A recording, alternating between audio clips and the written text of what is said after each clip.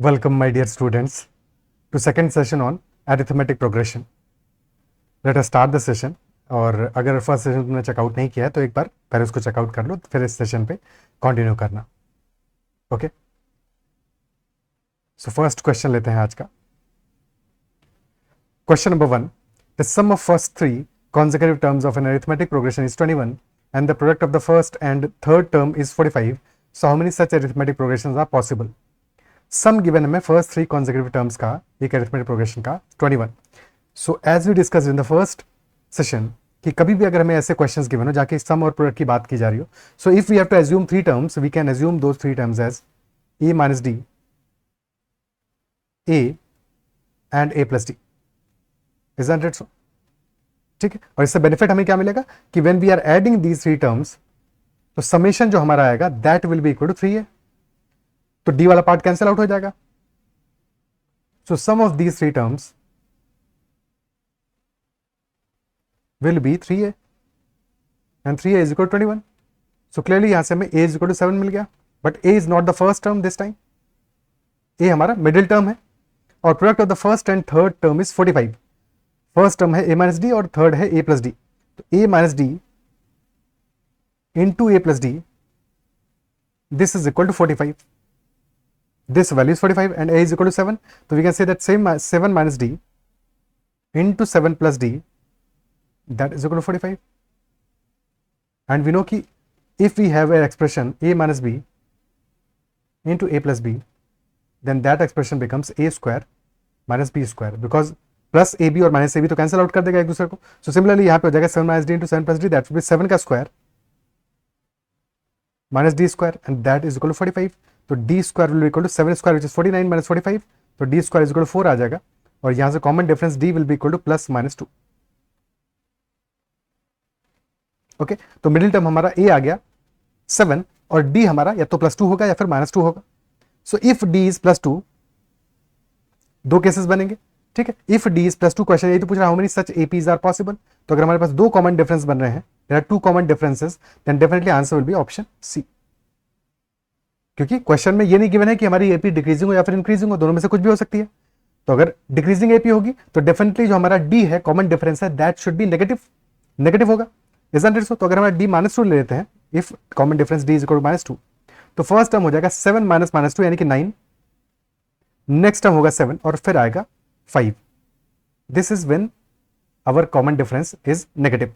And if common difference is positive, if d is equal to plus 2, in such a case our AP will be 5, 7, 9 यानी कि increasing AP होगी. Isn't it so? 5, 7 and 9. So is that part clear? Okay. आगे बढ़ते हैं, next question लेते हैं. Question number 2. The sum of first three consecutive terms of an AP is 30 and sum of the squares of first and second term is 116. Find the seventh term of the progression if its fifth term is known to be exactly divisible by 13. Pause the video and try to solve it. Sum of first three terms given है 30 and sum of the squares of first and second term is 116. So अगर अपन three terms assume कर लेते हैं a minus d, a plus d, so sum will be equal to 3a and if 3a is equal to 30 तो clearly a is equal to 10 आ गया and a is the middle term. So first term will be 10 minus d and the next term will be 10. And question is saying sum of the squares of first and second term is 116 यानी कि 10 minus d whole square plus 10 square that is 116. So from here 10 minus d whole squared will be equal to 116 minus 10 का square which is 100. So this is equal to 16. 10 minus d का whole square आ गया 16. तो अगर 10 minus d का whole square 16 आ रहा है so that implies कि 10 minus d will be equal to plus minus square root of 16 या फिर plus minus 4. If 10 minus d का होल स्क्वायर आ रहा है 16 तो 10 माइनस डी हमारा प्लस माइनस 4 होगा. सो इट कुड बी इधर प्लस 4 और minus 4. If 10 minus d is plus 4 तो d will be equal to 10 minus 4 यानी कि d will be equal to 6.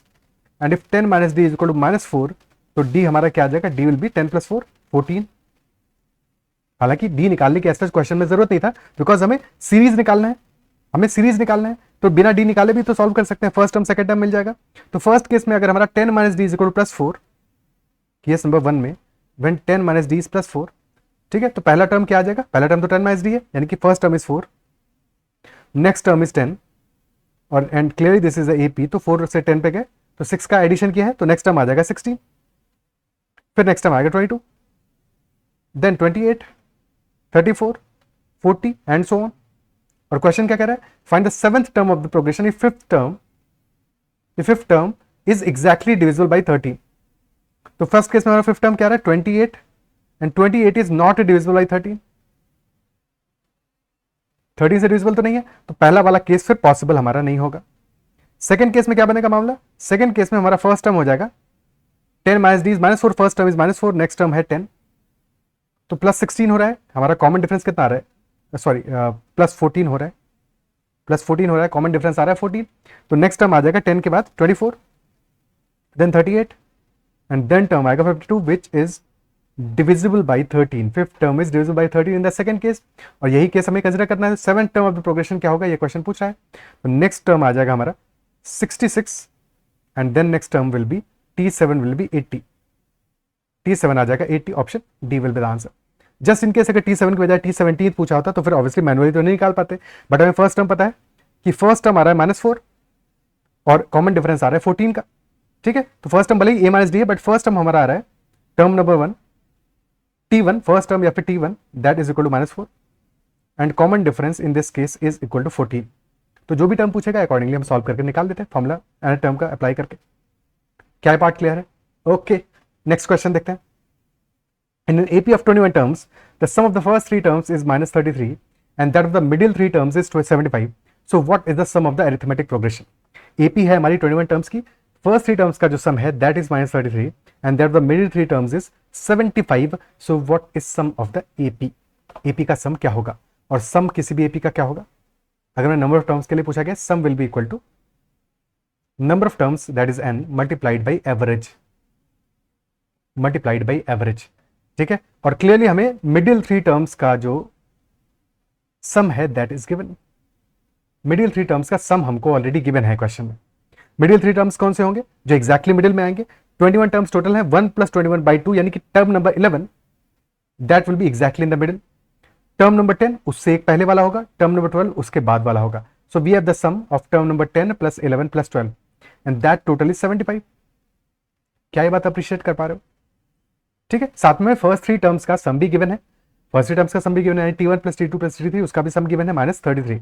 But as such यहाँ पे देखो, मैं समझाना तो मैं क्या चाह रहा हूँ, एक तरीका है लंबा तरीका जिसमें कि हम फर्स्ट टर्म निकालेंगे, कॉमन डिफरेंस निकालेंगे, सॉल्व करेंगे, ठीक है, एक तो वो तरीका हो सकता है, फाइन, बट उस तरीके की क्या हमें इस क्वेश्चन में जरूरत है? क्वेश्चन में क्या चाहिए, सम चाहिए, सम के लिए हमको चाहिए n यानी कि नंबर ऑफ टर्म्स, जो कि ऑलरेडी पता है हमें 21 है, n = 21, साथ में चाहिए हमको एवरेज, और एवरेज क्या होगा, average will be the middle term, और मिडिल टर्म है हमारा term number 11। So if we somehow find out कि व्हाट इज टर्म नंबर 11, तो हमारा क्वेश्चन सॉल्व हो जाएगा, और हमें ऑलरेडी गिवन है टर्म नंबर 10 + 11 + 12 का सम। तो क्या इनका एवरेज टर्म नंबर 11 नहीं होगा? भाई एग्जैक्टली मिडिल वाला टर्म है, तो क्या इनका एवरेज टर्म नंबर 11 नहीं होगा? और अगर एवरेज टर्म नंबर 11 है तो ये एक्चुअल में क्या आ जाएगा, this will be 3 times T11 and that is equal to 75। तो यहाँ से T11 की वैल्यू आ जाएगी विच विल 75/3 विच इज 25, और फिर क्वेश्चन सॉल्व हो जाएगा। तो क्वेश्चन का आंसर आ जाएगा 21 × 25 that is 525। So that will be the answer. क्या ये बात अप्रिशिएट कर पा रहे हो? 525 will be the answer, option C. कुछ भी और करने की जरूरत नहीं, यानी कि जो हमें फर्स्ट इन्फॉर्मेशन गिवन है, sum of first three terms, उसकी कोई भी कहीं जरूरत नहीं है। अगर हमें कुछ और इन्फॉर्मेशन दी होता मिडिल टर्म के अलावा, तब फिर उस केस में हमें चीजों को और बेटर तरीके से सॉल्व करना पड़ता, फर्स्ट टर्म और फिर कॉमन डिफरेंस को निकालना पड़ता, बट उसकी जरूरत नहीं है इस क्वेश्चन में, इजंट इट सो? ओके, ठीक है, समझ पा रहे हो? अगर फिर भी कंफ्यूज हो रहे हो तो फिर टर्म नंबर 10 को एक्सपैंड कर सकते हो, यानी कि आ जाएगा a + 9d। ठीक है, कंफ्यूजन हो तो फिर ऐसे भी देख के एक बार समझ लेना। टर्म नंबर 11 आ जाएगा a + 10d, और टर्म नंबर 12 आ जाएगा a + 11d। अब जब ये पूरा एडअप करोगे तो आ जाएगा 3a + 30d and that is 75। हमको क्या चाहिए, term number 11 which is a + 10d। 3 को कॉमन लेकर डिवाइड कर दोगे, बात वही है, बस समझने के लिए। अगर समझने में इशू आए स्टार्ट में तो एक बार मैनुअली भी ऐसे करके देख लो, ठीक है। चलो next question. Sum of the first three terms of an arithmetic progression is 27 and sum of their squares is 293। So what can be the possible value of common difference? Question पूछ रहा है पॉसिबल वैल्यू, यानी कि there might be more than one values, ये possible हो सकता है। First three terms का सम गिवन है और स्क्वायर्स का सम गिवन है। मान लेते हैं फर्स्ट थ्री टर्म्स है ए माइनस डी, ए प्लस, जो अब तक समझ चुके होंगे कि हमारा जो सम आता है ऐसे केसेस में क्या आता है 3a आता है, और 3a की वैल्यू हमें ऑलरेडी गिवन है 27, तो डायरेक्टली हम देख सकते हैं 3a 27 यानी a इक्वल टू 9 हो जाएगा। तो तुम्हें समझाने के लिए बार बार मैं ये चीज लिख रहा हूँ, पर तुमको स्ट्रेट अवे लिखना है a इक्वल टू 9। सीधे से दिख रहा है तीन टर्म्स है जिनका की सम है 27 यानी कि मिडिल टर्म होगा 9, मिडिल टर्म उनका एवरेज होगा 27/3 यानी कि 9 होगा। सो मिडिल टर्म 9 है, तो first term will be 9 minus d and last term will be 9 plus d and sum of their squares is 293, तो 9 माइनस डी का whole square plus 9 square is 81 plus 9 plus d का whole square and that total is equal to 293। और a plus b का whole square क्या होता है, a plus b whole square is a squared plus b squared plus 2ab, a minus b whole square is a square plus b square minus 2ab। So if we are adding a plus b whole square in a minus b whole square, तो ultimately sum हमारा आ जाएगा sum of these two values that will be equal to 2 times a square plus b square, because 2ab वाला part will cancel out. Similarly यहाँ पे 9 minus d का whole square और 9 plus d का whole square है, 81 को तो पहले ही राइट हैंड साइड में लेके चले जाओ। सो यहाँ पे वैल्यू क्या बच जाएगा हमारा 9 square plus d square 2 times and that will be equal to 212, divide by 2 कर दोगे दिस विल बी 106, तो 81 plus d square is equal to 106 यानी कि डी स्क्वायर आ जाएगा हमारा 25 एंड डी स्क्वायर इज 25, तो यहाँ से डी के दो वैल्यूज हमें मिलेंगे, इधर डी विल बी +5 और डी विल बी -5, यानी कि कॉमन डिफरेंस या तो हमारा +5 होगा या फिर -5 होगा, तो one possible value will be 5 only, option D. +5 और -5 both values are possible. Is it clear? यानी कि नंबर्स हमारे क्या हो सकते हैं, अगर हम +5 लेंगे तो हमारा नंबर क्या हो जाएगा 9 - 5 यानी कि 4, 9 एंड 30, सॉरी 4, 9 एंड 14।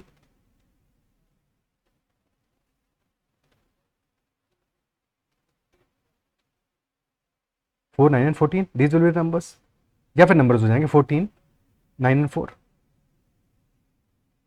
ठीक है, next question. 13th and 45th term of an arithmetic progression are 41 and 57 respectively, so you have to find the sum of first 85 terms।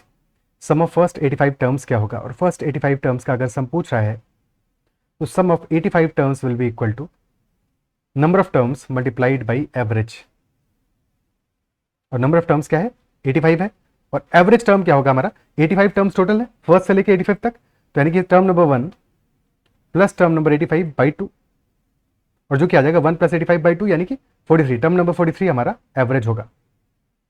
तो समहाउ अगर मैं टर्म नंबर 43 पता चल जाए तो हमारा सम इजीली निकल आएगा, बट हमें गिवन क्या है, टर्म नंबर 13 गिवन है which is 41 and term number 45 given है विच इज 57। दोनों के बीच का डिफरेंस कितना है, टर्म नंबर 13 और 45 के बीच का डिफरेंस कितना है, 32 का डिफरेंस है। 32 का डिफरेंस है यानी कि टर्म नंबर 13 में अगर हम 32d ऐड करेंगे, 32 टाइम्स कॉमन डिफरेंस ऐड करेंगे, सो हमारा टर्म नंबर 45 आ जाएगा, और 41 में अगर हम 16 ऐड करेंगे तो 57 आ जाएगा। ठीक है, ऐसे ही समझना है हमको, ठीक है, एक्सपेंड करने की जरूरत नहीं। 32d must be equal to 16, यही बात तो समझ में आई कि 32d is equal to 16 and if that is so, तो d यहां से आ गया हमारा +1/2, कॉमन डिफरेंस विल बी +1/2, और हमें चाहिए टर्म नंबर 43। टर्म नंबर 45 पता है, तो अगर हमें टर्म नंबर 43 से टर्म नंबर 45 पे जाएंगे, कितना ऐड करेंगे, we must add 2d, 2 times common difference, और अगर d is equal to half है यानी कि we are adding +2 × 1/2, so +1 add कर रहे हैं। So term number 43 +1 is 57, term number 43 +1 is 57, तो टर्म नंबर 43 क्या होगा 57 - 1 यानी कि this must be equal to 56, 56 होगा, तो आवर आंसर विल बी 85 × 56। क्या आंसर आ जाएगा 85 × 56 क्या आ जाएगा 156 होता है, 5600 -56 × 15, so that will be equal to 840 -840, so 5000 - 240, 4760 will be our answer, 4760 will be the answer। ठीक है, क्लियर है, ओके। नेक्स्ट क्वेश्चन देखते हैं।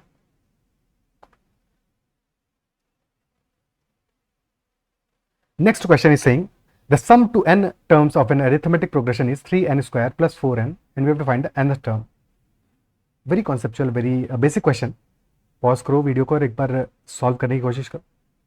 देखो क्या तुम मल्टीपल अप्रोचेस से इसको सॉल्व कर सकते हो क्या?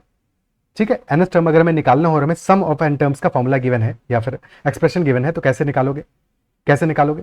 ठीक है, देखो there can be multiple ways to solve this question, एक एक करके उन तरीकों को समझते हैं। Okay, so one way could be कि यहां पे हम सम ऑफ वन टर्म्स निकाल लें। अगर हम वन टर्म का सम निकाल लेंगे तो वो वैल्यू क्या आने वाला है हमारा, एक टर्म का सम होगा तो that will be equal to T1, term number 1 के ही बराबर तो होगा। तो अगर हम सम ऑफ वन टर्म निकालेंगे, टर्म नंबर 1 मिल जाएगा हमें, so that will be equal to 3 into n की जगह 1 पुट कर देंगे, तो 3 into 1 square plus 4 into 1, so 3 plus 4 this will be equal to 7, यानी कि फर्स्ट टर्म तो हमारा मिल गया यहां से, दैट इज इक्वल टू 7, ए की वैल्यू हमें मिल गई है। सम ऑफ टू टर्म्स क्या होगा, term number 1 plus term number 2, n की जगह पे 2 पुट कर दोगे, तो this will be 3 into 2 square plus 4 into 2, तो 3 इंटू 4 12 प्लस 8 20 आ गया। और 20 हमारा क्या है, term number 1 plus term number 2, और टर्म नंबर 1 है 7, तो टर्म नंबर 2 हो गया क्लियरली 13। यही तो बात हुई ना, है कि नहीं? टर्म नंबर 2 होगा 13, और 7 से अगर हम 13 पे जाएंगे तो यानी कि प्लस 6 किया है हमने, 6 ऐड किया है, तो क्लियरली यहां से a इज इक्वल टू 7 आ गया and common difference d is equal to 6 आ गया। a is equal to 7 and d is equal to 6, तो अनदर टर्म क्या हो जाएगा, another term tn will be equal to a plus n minus 1 times d, so that will be 7 plus n minus 1 times 6, तो 6n minus 6 plus 7, so tn will be equal to 6n plus 1. Another term will be equal to 6n plus 1. Is that clear? This is our method 1, जहां पे कि हमने first term और common difference को find out किया और accordingly फिर हमने टर्म फाइंड आउट कर लिया।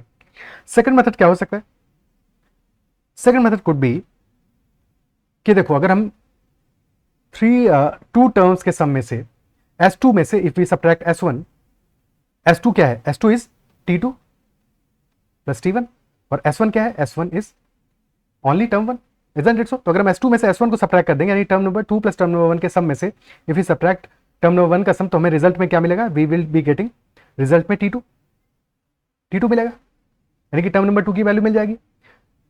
अगर हम सम ऑफ 3 टर्म्स में से सम ऑफ 2 टर्म्स को सब्ट्रैक्ट कर दें तो हमें वैल्यू क्या मिलेगा, सम ऑफ 3 टर्म्स में क्या होगा, T1 plus T2 plus T3, यही तो होगा, और 2 टर्म्स का सम होगा T1 प्लस T2। तो इफ यू सब्ट्रैक्ट S3 में से S2 को सब्ट्रैक्ट करेंगे तो रिजल्ट में क्या मिलने वाला है हमें, रिजल्ट मिलेगा term number 3, because term number 1 और 2 तो कैंसिल आउट हो जाएंगे, सिर्फ टर्म नंबर 3 बचने वाला है। इसी बात को जनरलाइज करें तो अगर हम सम ऑफ n टर्म्स में से सम ऑफ n माइनस 1 टर्म्स को सब्ट्रैक्ट कर देंगे तो हमें क्या मिलेगा, सम ऑफ n टर्म्स में एक एक्स्ट्रा टर्म कौन सा आया था, टर्म नंबर n, तो will be getting result that is term number n। क्या ये बात समझ पा रहे हो? बिकॉज अगर ये बात समझ गए तो स्टेट में क्या करना है, Sn की वैल्यू हमें गिवन है, that is 3n square plus 4n, Sn minus 1 यानी कि n माइनस 1 टर्म्स का सम निकाल लो, n की जगह पे n माइनस 1 पुट कर दो, that is will be all, so this will be equal to 3 times n minus 1 का whole square plus 4 into n minus 1, और Sn minus Sn minus 1 will be equal to Tn, so Tn आ जाएगा हमारा 3n square plus 4n minus 3, और n minus 1 का whole square क्या होगा, n square minus 2n plus 1 और plus 4n minus 4, तो 4n से 4n कैंसिल आउट हो गया, सॉरी कैंसिल आउट कैसे होगा, हाँ ये माइनस में आने वाला था ना, गड़बड़ कर दिया यहाँ पे, इसको यहाँ पे बाहर माइनस में लिखना चाहिए था, ठीक है, माइनस और ब्रैकेट के अंदर है 4n माइनस 4, ठीक है, सो बिकॉज अल्टीमेटली ये माइनस साइन बाहर था, पर अगर ओपन कर दिया हमने तो फिर इस तरह से लिख देंगे, तो this will B 3n square minus 3n square plus 6n, और ये माइनस 3 आएगा प्लस 3 नहीं, एक सेकेंड, माइनस 3 और प्लस 4, तो 3n स्क्वायर से 3n स्क्वायर कैंसिल हो गया, Tn will be equal to 6n plus 1। क्या ये मेथड समझ पा रहे हो, क्या ये अप्रोच क्लियर हो रहा है? ठीक है, so there could be another method, but क्या ये बात समझ में आई है कि पहले हमने क्या किया, फर्स्ट मेथड में हमने S1 और S2 निकाला, वहां से हमें फर्स्ट टर्म और कॉमन डिफरेंस की वैल्यू मिल गई, तो accordingly we can find out the nth term. Second method में हमने n टर्म्स के सम में से n माइनस 1 टर्म्स का सम सब्ट्रैक्ट कर दिया and we got the value for nth term. एक और प्यारा सा मेथड सीखते हैं जिसका हमें आगे एक बेटर अच्छे क्वेश्चन में, अच्छे लेवल के क्वेश्चन में वहां पे हमें उसका जरूरत पड़ेगा, तो उस मेथड को भी समझते हैं, जुगाड़ मेथड से हम कैसे nth टर्म को फाइंड आउट कर सकते हैं उसको भी समझने की कोशिश करते हैं। ओके, सो फॉर्मूला हमारा क्या है, सम ऑफ एन टर्म्स का फॉर्मूला होता है S n is equal to n by two into 2a plus n minus one times d, है कि नहीं? तो क्या हम इस 3n स्क्वायर प्लस 4n को इस जुगाड़ में सेट कर सकते हैं कि n/2 को बाहर ले लें और फिर अंदर वाला एक्सप्रेशन अलग रहे? बिल्कुल किया जा सकता है। n को अगर तुम कॉमन ले लोगे अंदर बच जाएगा 3n plus 4, and if you are taking common n/2 तो अंदर बचने वाला है 6n plus 8। Now 6n plus 8 को हमें समहाउ कंपेयर करना है इस ऊपर के एक्सप्रेशन से 2a plus n minus one times D. तो 6 से जो मल्टीप्लाइड है n में, यहाँ पे n में मल्टीप्लाई क्या है, d है, ठीक है, n में d मल्टीप्लाइड है, यानी कि d हमारा यहां से क्लियरली क्या दिख रहा है, d इज इक्वल टू 6। क्या ये बात समझ पा रहे हो, d इज इक्वल टू 6 आ गया, ठीक है। अब हम 6n प्लस 8 को क्या लिख सकते हैं, 6n माइनस 6 प्लस 14। और ऐसा क्यों लिखा, because we need n minus one somehow, n minus one into d चाहिए। तो अब ये एक्सप्रेशन हम लिख सकते हैं इसको, दिस विल बी n/2 तो बाहर आएगा ही आएगा, ठीक है, बट अंदर एक्सप्रेशन आ जाएगा हमारा 6 into n minus one plus 14 क्या है, 2 into 7। Now if you compare तो a इज इक्वल टू 7 आ गया और d इज इक्वल टू 6 आ गया, a इज इक्वल टू 7 आ गया, d इज इक्वल टू 6 आ गया। क्या ये बात समझ पा रहे हो, ठीक है। तो यहां से भी तुम एन टर्म फाइंड आउट कर सकते हो। क्या ये पार्ट क्लियर है, okay, is that clear? But क्या ये मेथड समझ पा रहे हो, इन बातों को समझ पा रहे हो, ठीक है, ओके, इज दैट क्लियर? आगे बढ़ते हैं, नेक्स्ट क्वेश्चन लेते हैं।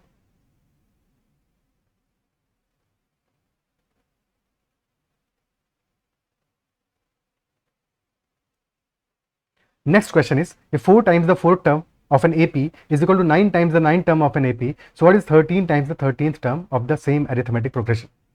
तो हमें एक्सप्रेशन क्या गिवन है, 4 times the fourth term, अगर फोर्थ टर्म T4 है तो 4 times T4 that is equal to 9 times T9. So what will be 13 times T13? Which is 13 times T13 क्या होगा, first term plus 12 times D, okay. तो T4 is A plus 3D,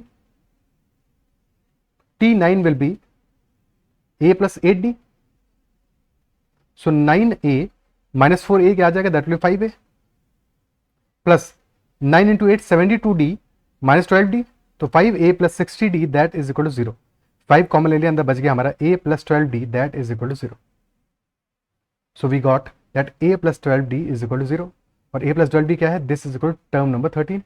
तो अगर term number 13 हमारा 0 है तो clearly उसका 13 multiply करने के बाद भी 0 ही आने वाला है। Option C will be the answer. Is that clear, ठीक है। अब यहाँ पे एक दो छोटी सी बातों को और समझते हैं, इसको नेक्स्ट सेशन में हम थोड़ा और एक्सपेंड करेंगे।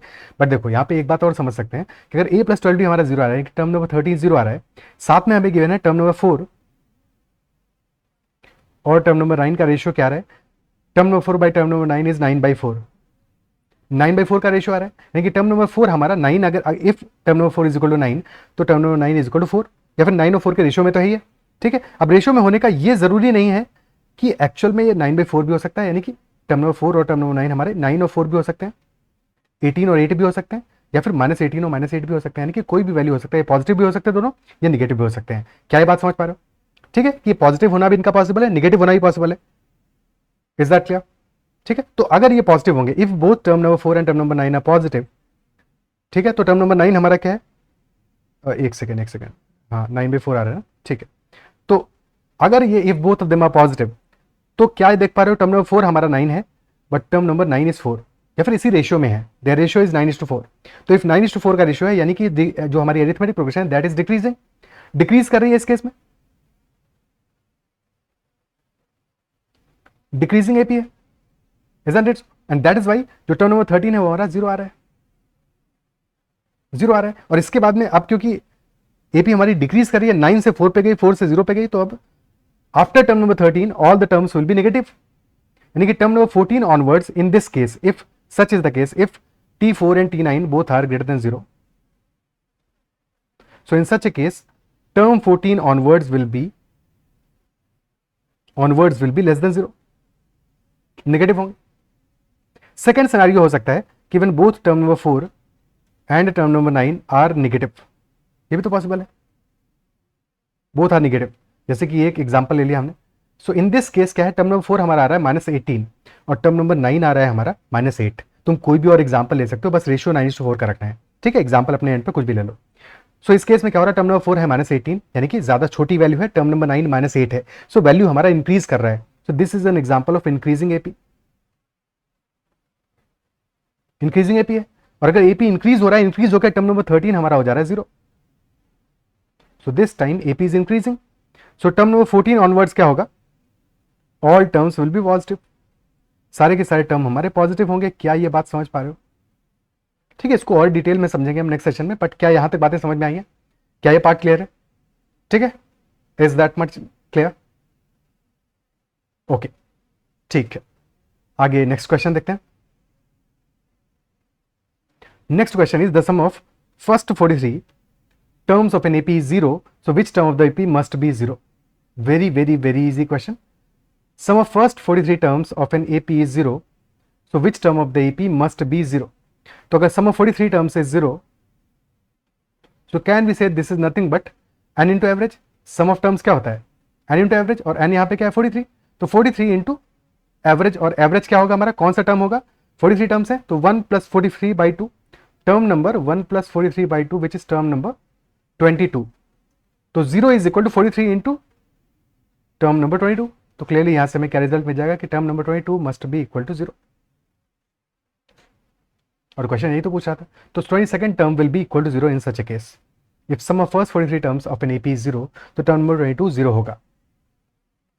ओके, और अगर टर्म नंबर 22 0 है तो यहाँ पे दो केसेस बनेंगे कि या तो टर्म नंबर 22 अगर 0 है तो इससे पीछे वाले सारे टर्म्स नेगेटिव होंगे और बाद वाले सारे टर्म्स पॉजिटिव होंगे। In such a case that AP is an increasing AP.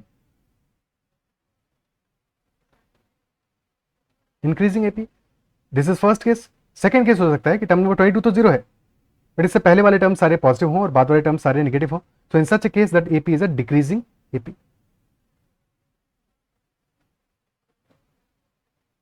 First case में हमारा कॉमन डिफरेंस जो है दैट विल बी पॉजिटिव और सेकंड केस में कॉमन डिफरेंस नेगेटिव आएगा। क्या ये बात क्लियर है? ओके, ठीक है, ठीक है ना। आगे बढ़ते हैं। अब एक इंपॉर्टेंट कॉन्सेप्ट डिस्कस कर लेते हैं। That concept is of arithmetic mean.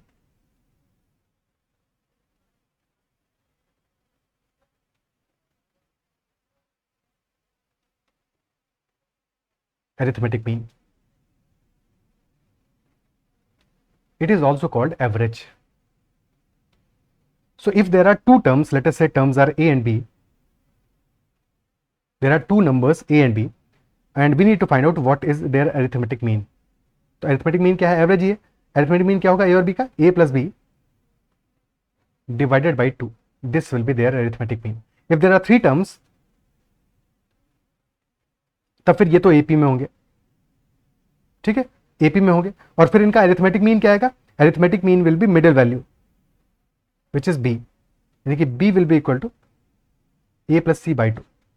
अगर कभी भी तीन टर्म्स के लिए अरिथमेटिक मीन के बाद डिस्कशन हो रहा है तो definitely they must be in AP, और जो मिडिल टर्म है that will be the arithmetic mean. और प्रॉपर्टी क्या होगा? B is equal to A plus C by 2, और we can say that 2B is equal to A plus C. So if there are three terms that are in AP, we can say that sum of the first term and last term will be equal to 2 times the value of the middle term. ऐसा क्यों होगा? Because अगर हमारे तीन terms AP हैं तो clearly जो common difference है वो क्या होगा? सेम होगा। कॉमन डिफरेंस क्या होगा हमारा? That will be term number 2 minus term number 1, that will also be equal to term number 3 minus term number 2, और दैट सेज कि B minus A is equal to C minus B, और यहां से हमें result मिल जाएगा 2B is equal to A plus C। Very important property for any arithmetic progression. Is this clear? ठीक है, okay.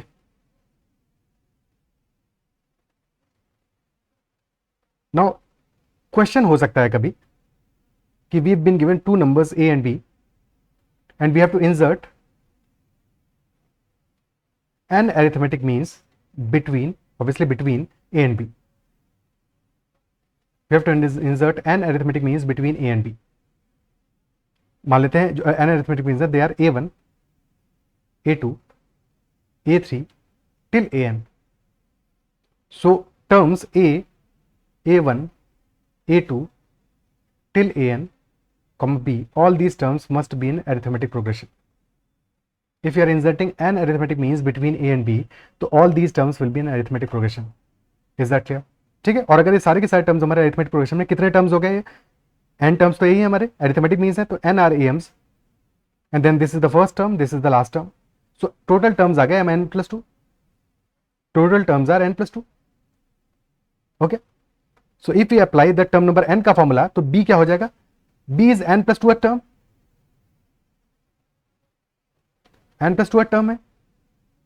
So b must be equal to first term plus n+2 - 1. यहां पे n की जगह क्या होगा? n+2 - 1 times common difference. So b is equal to a plus n+2 - 1 times d. So we can say that b is equal to a plus n+1 times d. तो यहां से common difference d की value हमारे आ जाएगी b - a divided by n+1. This will be the common difference का value. So a1 क्या होगा? a1 तो सेकेंड टर्म है. So a1 will be equal to first term plus d. So a1 will be equal to a plus b - a upon n+1. Similarly अगर हम एक general term की बात करें, जैसे हम बात करते हैं a5 की, तो a5 क्या हो जाएगा? a5 will be a plus, a5 क्या है? 6 टर्म है, बट अरिथमेटिक मीन्स में से 5th टर्म है, तो this will be a plus 5d. तो ये चीज ध्यान रखना है कि a5 हमारा which is 5th term on AIIMS, but overall पूरी सीरीज का 6th टर्म है, that is why it will be a plus 5d. तो हमारा a5 हो जाएगा a plus 5 times b - a upon n+1. n+1. और सिमिलरली अगर हम ए एन की बात करें, तो ए एन हो जाएगा स्मॉल a यानी कि first term plus n d. So that will be a plus n into b - a upon n+1. क्या ये बात क्लियर होती है? तो इस तरह से कोई भी अगर हमें पर्टिकुलर am निकालना होगा तो हम इजीली निकाल पाएंगे.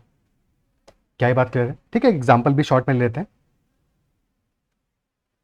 ईजी है बट ये बात समझ में आना चाहिए. फॉर एग्जाम्पल हमारे नंबर्स हैं a is equal to 5 and b is equal to 9. And there are total 10 arithmetic means between 5 and 9. Between 5 and 9. तो कॉमन डिफरेंस क्या आ जाएगा? 5 है, a1, a2 till a10, then आएगा 9. टोटल नंबर ऑफ टर्म्स कितने होंगे? ये सारे टर्म्स AP में होंगे. और टोटल नंबर ऑफ टर्म्स कितने हैं? 10 + 2 12. 12 टर्म्स आ गए है कि नहीं? 12 टर्म्स है, तो 5 + 11d is equal to 9. So d will be equal to 4/11. Common difference is equal to 4/11. So a1 will be equal to, a1 क्या आ जाएगा? d आ गया 4/11. a1 आ जाएगा 5 + 4/11. So 59 upon 11. ओके. और a10 आ जाएगा. कोई भी हमें जनरल am निकालना है तो निकाल पाएंगे. a10 क्या आ गया? a10 will be equal to 5 + 10d, because 10th am है, तो 5 + 10d. So that will be equal to 5 + 10 × 4 यानी 40/11. सो 55 + 40 95 अपॉन 11. 95 अपॉन 11 क्या हो रहा है? 95 अपॉन 11 हो जाएगा. और फिर तुम देख सकते हो if you add d once more, यानी कि 4/11 और ऐड कर दोगे इसमें. So 95/11 + 4/11 99/11 which will be equal to 9 only. So will get d as a result. क्या ये पार्ट क्लियर है? So we can easily find out number of AMs in any such case. Okay. ठीक है.